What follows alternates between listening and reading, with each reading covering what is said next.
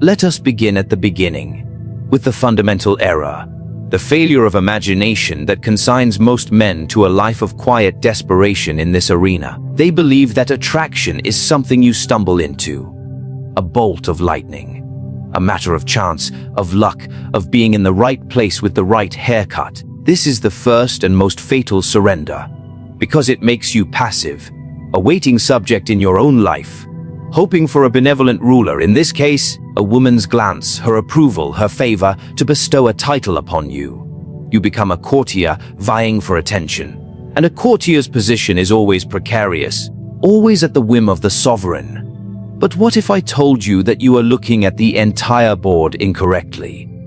What if the goal is not to become the best courtier, but to cease being a courtier altogether?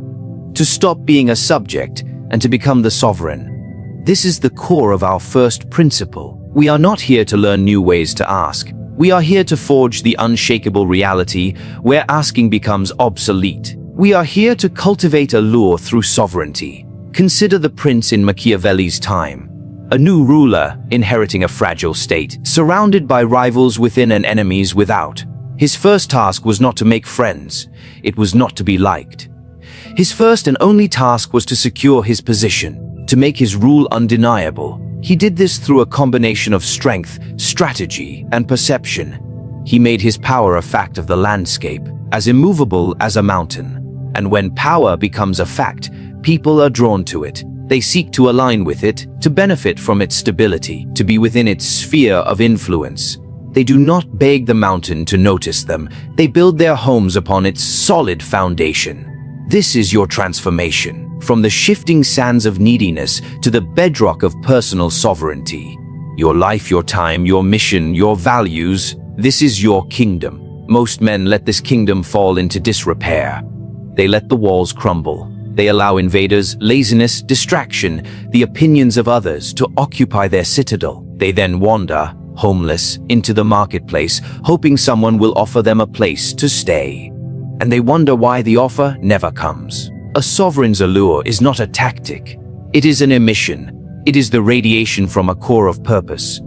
When you are the prince of your own existence, your energy changes. Your posture changes. The very tempo of your speech changes. You are no longer scanning the room for validation. You are assessing the room. You are present, not because you need something from it, but because you have chosen to be there. That shift in internal state is the most powerful signal you can ever broadcast. It says, silently but deafeningly, I am complete. I am here by choice. My world is already rich. Now let us dissect this sovereign allure, this personal power, through the 5 Machiavellian lenses. This is not about creating a false persona. This is about strategically honing the latent power you have abdicated. The first rule, the fox and the lion. Machiavelli said a prince must be both, for one is not sufficient without the other. The lion cannot defend himself from snares. The fox cannot defend himself from wolves. In the realm of attraction, the lion is your unwavering strength, your boundaries, your core. It is the part of you that cannot be bullied, pleaded, or teased into betraying your principles. It is your no. The fox is your social intelligence, your adaptability, your charm, your wit. It is your ability to read a person, to understand what game is being played, to navigate complex social dynamics with grace. The man who is only a lion is a brute, intense but off-putting, rigid, easily manipulated through his own stubbornness.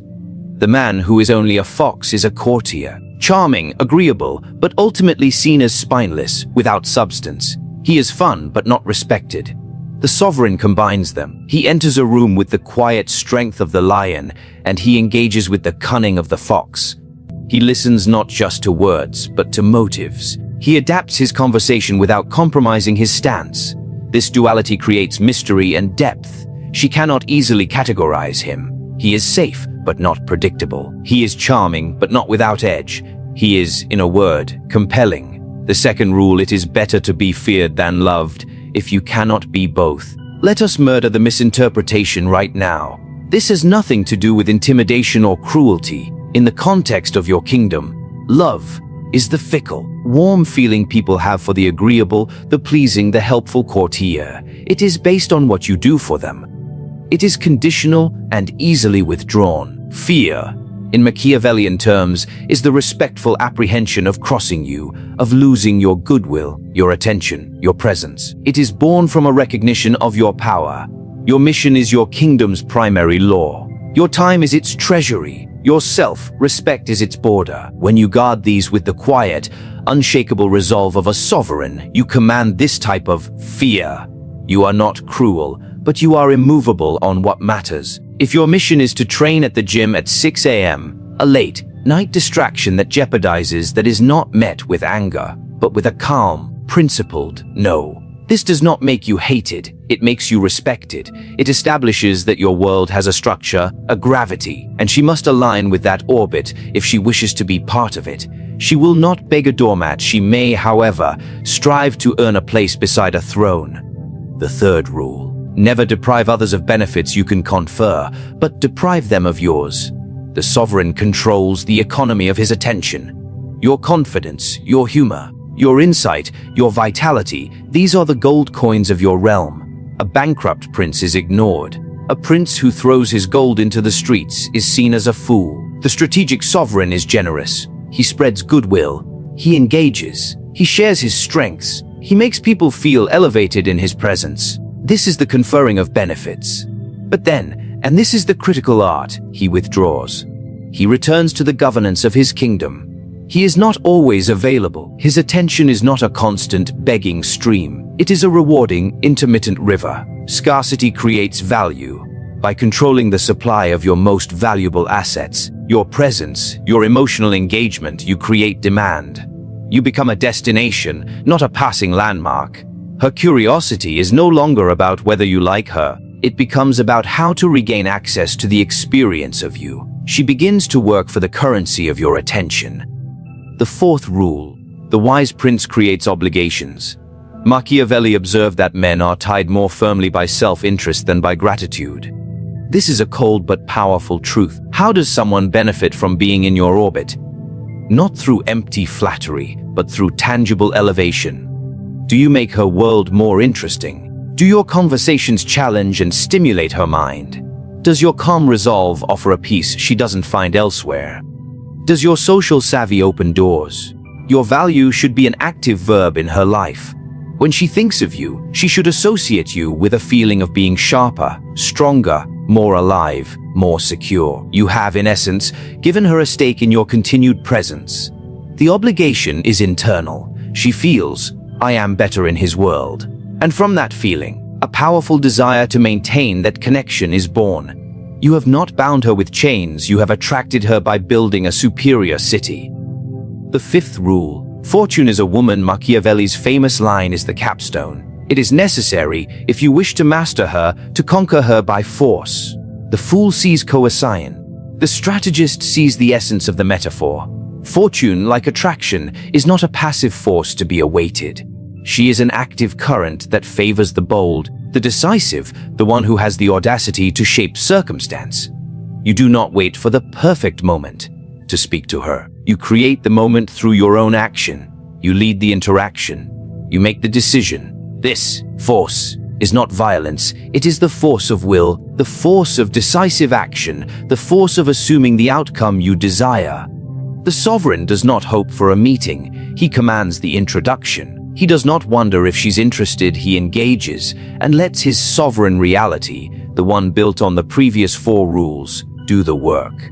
He is the active principle, and in a world of passive, waiting men, the active principle is irresistible. Let us speak plainly about a lie, a comforting, debilitating lie you have been told since childhood. The lie that being agreeable, being accommodating, being endlessly nice is the path to being wanted. This is the courtier's gospel. And it is a recipe for invisibility. It is the strategy of the servant, not the sovereign. You have tried it. You have nodded along, swallowed your opinions, made your schedule flexible to her whims, offered compliments like tributes, hoping to purchase a glance of favor. And what has it earned you? At best, polite indifference. At worst, you become an emotional satellite orbiting her world, useful for occasional validation, but never considered central, never essential. The problem is not your intent. The problem is your paradigm. You are operating from a model of scarcity, the scarcity of her attention, and in doing so, you annihilate your own value. We must incinerate this model and build a new one from the ashes. The model of the self-governed man, the model where your primary concern is not her perception of you, but the integrity of your own state. This is the prince's state of mind. You are not auditioning for the role of boyfriend. You are the reigning authority of your own life. This is not a metaphor. This is the operational truth you must embody. A prince does not worry if his subjects like him when he first takes power. He is concerned with establishing the legitimacy and order of his rule. He knows that affection may come later, but it is a byproduct of stability and strength, not its precursor. Your mind, your body, your daily habits, your finances, your mission, this is your territory. How well governed is it? Is there civil war within you? Are your impulses in rebellion against your better judgment? Are your borders porous, allowing every passing demand and distraction to invade? You cannot project sovereignty to the world if you are in a state of internal anarchy. The common man seeks a relationship to complete him, to fill a void, to provide a purpose he lacks. This is the most profound error, and it emits a scent of desperation that is universally, instinctively repulsive. The sovereign seeks a relationship from a place of abundance. He is already complete. His purpose is already being served. His walls are already high. His treasury is already being filled. He does not seek a subject to rule over. He considers an alliance with a neighboring power. This shift in mindset, from completion to alliance, changes everything. It changes the way you stand. It changes the weight of your silence. It changes the unspoken questions in a conversation. You are no longer thinking, does she like me? You are assessing, does this person bring value to my kingdom? Is she an ally? Does she have her own rich territory, her own sense of sovereignty? You are not a beggar at the gate. You are a diplomat at the treaty table. This state of mind is the foundation upon which all tactics are built. Without it, tactics are mere manipulation, and manipulation is a fragile, temporary illusion of control that eventually collapses and breeds resentment. With this state of mind, your actions are not manipulations. They are the natural expressions of a sovereign character. Let us see how this state of mind breathes life into our 5 rules. The first rule, the fox and the lion. When you are the prince in your mind, this duality becomes your natural expression of power. The lion is your unwavering commitment to your kingdom's laws, your core values, your non-negotiable standards. This is not aggression. It is the quiet, immovable strength of the deep foundation. The fox is the diplomatic, charming, adaptable intelligence you use to engage with the outside world, to forge alliances, to navigate social complexities. A man without this princely state of mind uses the fox's cunning to please and the lion's strength to posture angrily when he is ignored. The sovereign uses the fox to explore and the lion to protect. He is charming to gather information and build rapport, but he is strong to enforce his boundaries. He is not trying to win, he is governing. His interactions are an extension of his rule, not a departure from it. The second rule, it is better to be feared than loved.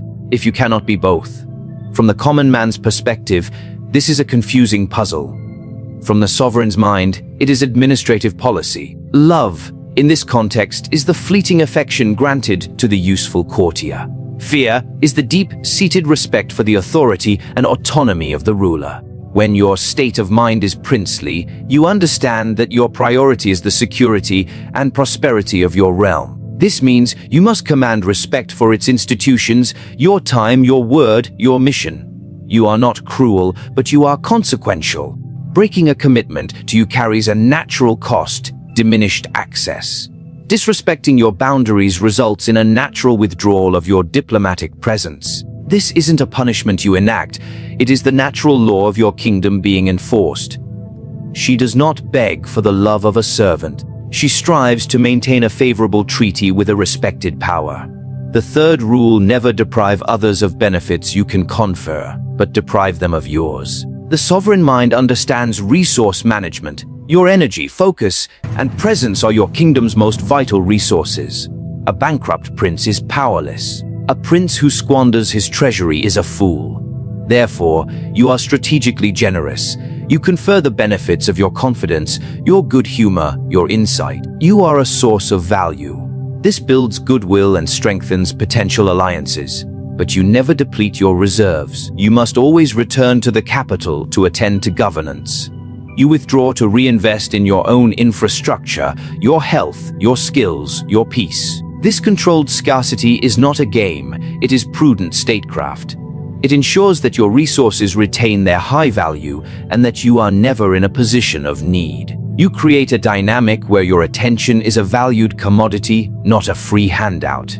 She doesn't wonder if you're interested. She wonders how to secure a more permanent trade agreement with your thriving state. The fourth rule, the wise prince creates obligations. A sovereign does not seek subjects who simply adore him. He seeks loyal allies and prosperous citizens who have a stake in the continuation of his reign. How do you create this stake? By making your kingdom a desirable place to be. When someone interacts with you, are they enriched? Do they leave feeling more clear, more motivated, more seen, more challenged in a productive way? You create obligation not by doing favors, but by being a catalyst for their own improvement.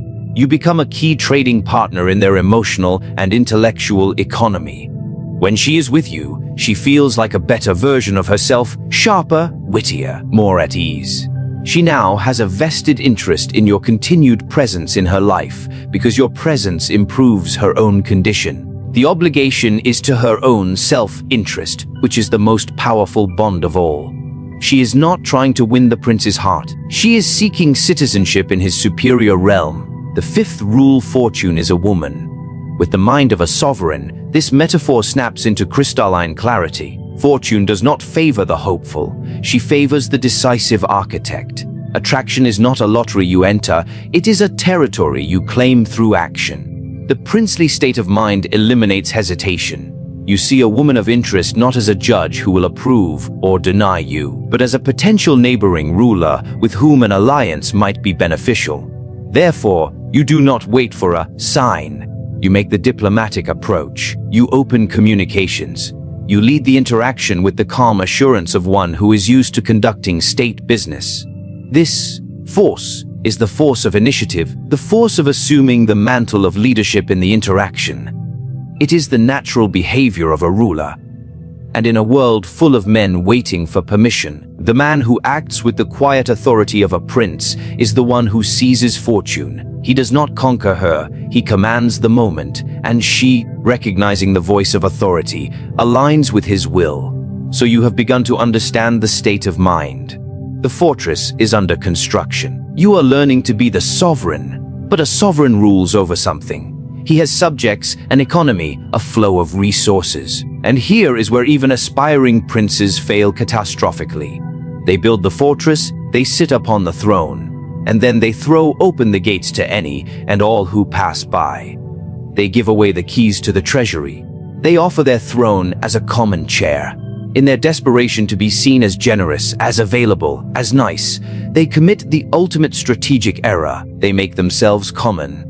They confuse presence with power, and in doing so, they render themselves invisible. This is the curse of the overly accessible man. He is always there, and because he is always there, he is nowhere. He becomes part of the scenery, a familiar statue in the town square that no one truly looks at anymore. Your goal is not to be a statue. Your goal is to be the mysterious, coveted audience in the inner chamber. This is the essence of our third principle, solve the problem of invisibility. Invisibility is not about being physically unseen. It is about being psychically overlooked. It is about failing to register as a priority in someone's emotional and attentional landscape. You are present, but you are not a destination. You are an option, not a necessity. The root of this invisibility is a tragic miscalculation of human desire. The common man believes that constant attention, constant availability is the currency that buys affection. He is wrong. That currency buys familiarity, and familiarity, without the anchoring of high value, breeds contempt. It breeds taking for granted. What is always available is, by definition, not scarce. And what is not scarce cannot be valuable in the economy of human attention. You must reconceptualize yourself not as a public park, open and free to all at all hours, but as a private gallery hosting a limited, exclusive exhibition. Your time, your emotional depth, your intimacy, your focused presence, these are the rare artworks. Not everyone gets a viewing, and no one gets a permanent, unchaperoned tour. You control access. You control the lighting. You control the narrative. This is not about being aloof or cruel. This is about understanding a fundamental law: value is created by controlled scarcity.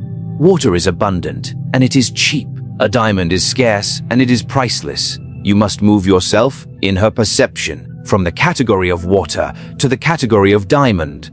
And you do this not by proclaiming your worth, but by behaving as something that is inherently and wisely rationed. The problem of invisibility is solved when you stop trying to be seen everywhere and start being missed somewhere. It is the absence that creates the vacuum, and nature abhors a vacuum. It rushes to fill it. When you are perpetually present in her digital or physical space, you leave no room for her imagination, no room for her curiosity to act, no room for the question, "I wonder where he is," to form. That question is the seed of all pursuit. Your strategic withdrawal is the water that makes it grow. Let's examine how this principle of becoming a coveted destination rather than a familiar roadside stop informs our 5 rules. The first rule: the fox and the lion. The sovereign who understands visibility uses this duality to control his presence. The fox is his visible, engaging, charming social persona, the part that circulates in the marketplace, that gathers intelligence, that builds connections. But the lion is his retreat, his unwavering commitment to his private realm, his solitude, his work. The man who is perpetually the fox becomes a social butterfly, seen everywhere, but ultimately weightless. The man who is only the lion is a hermit, invisible by choice. The sovereign artfully alternates. He enters the social fray